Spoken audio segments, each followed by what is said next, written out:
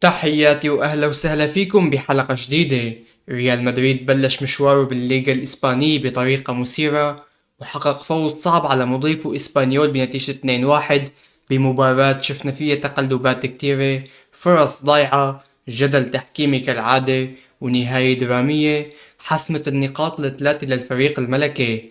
المباراة كانت أول ظهور رسمي لجوزيه مورينيو بعد عودته لتدريب ريال مدريد، وبالتالي الانتصار كان مهم جدا للمدرب البرتغالي، خاصة انه الفريق ما كان بأفضل حالاته بهي الليلة، لكن عرف كيف يخطف الفوز باللحظات الأخيرة. ريال مدريد محتاج أكثر من 9 دقائق حتى يفتتح التسجيل.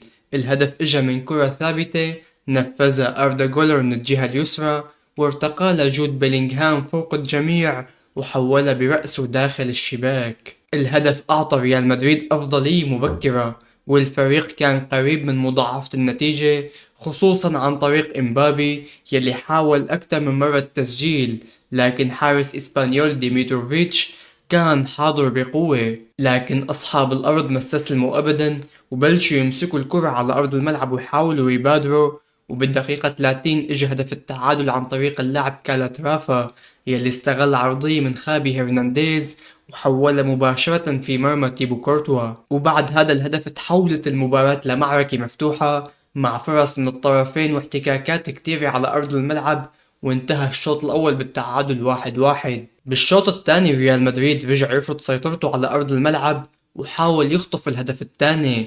بيلينغهام كان قريب من التسجيل مرة تانية برأسية قوية، بينما أهدر إمبابي أكثر من فرصة خطيرة، لكن حارس إسبانيول وقف سد منيع أمام هجمات ريال مدريد. حتى لما وصلت المباراة لآخر ربع ساعة كان واضح أنه ديميتروفيتش هو السبب الرئيسي وراء بقاء إسبانيول بالمواجهة، وبالدقيقة 78 كان الريال قريب جدا من تسجيل هدف تاني بعد تسديدة قوية من فيدريكو فالفيردي، لكن ارتدت من القائم. مع استمرار التعادل بلش مورينيو يتحرك من دكة البدلاء.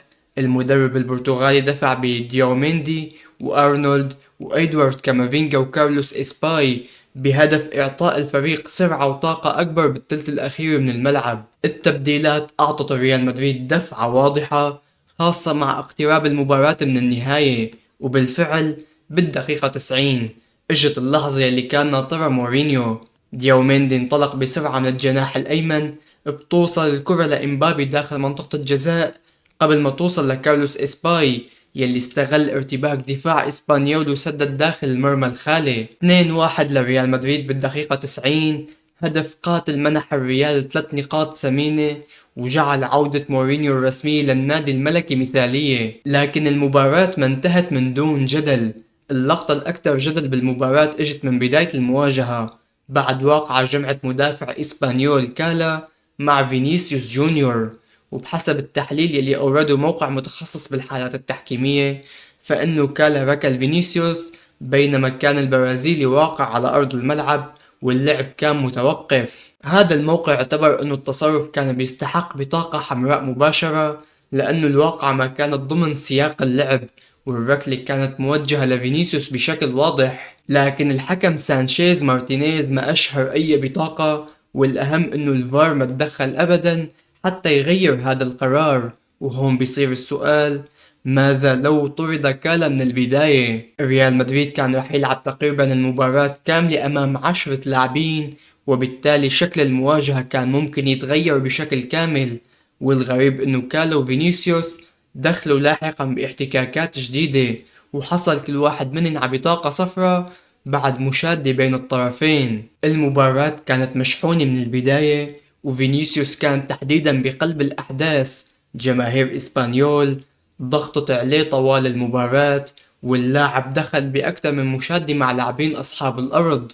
ورغم انه فينيسيوس ما كان نجم المباراة تهديفيا، الا انه وجوده ظل عامل مزعج لدفاع اسبانيول، خاصة مع سرعته وقدرته على التحرك خلف المدافعين. بالنهاية ريال مدريد ما قدم مباراة كاملة من الناحية الفنية، لكن قدم الشيء اللي هو عادة ما يميز مورينيو أو فرق اللي بيدربها مورينيو: القدرة على البقاء بالمباراة حتى آخر لحظة وبعد خطف الفوز. الفريق سجل مبكرا، تلقى التعادل، أهدر فرص كثيرة، اصطدمت كرة بالقائم وتألق حارس الخصم، لكن كل هذا ما منعه من العودة بالدقيقة 90، وبالتالي مورينيو عم يبلش ولايته الجديدة بانتصار مهم، بينما إسبانيول عم يطلع من المباراة وهو عم يشعر انه كان قريب من خطف نقطة على الأقل. بخلاصة كلامنا فينا نقول انه ريال مدريد أخذ أهم شيء من المباراة وهن النقاط الثلاثة، لكن بعيدا عن النتيجة المباراة كشفت انه الفريق لسه بحاجة لبعض العمل،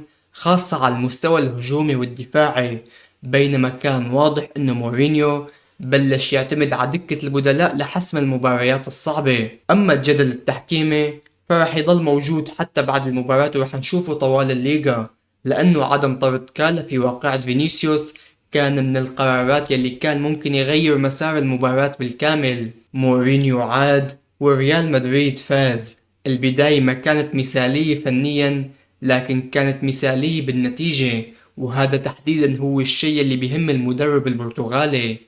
هون نحن منوصل لنهاية حلقتنا.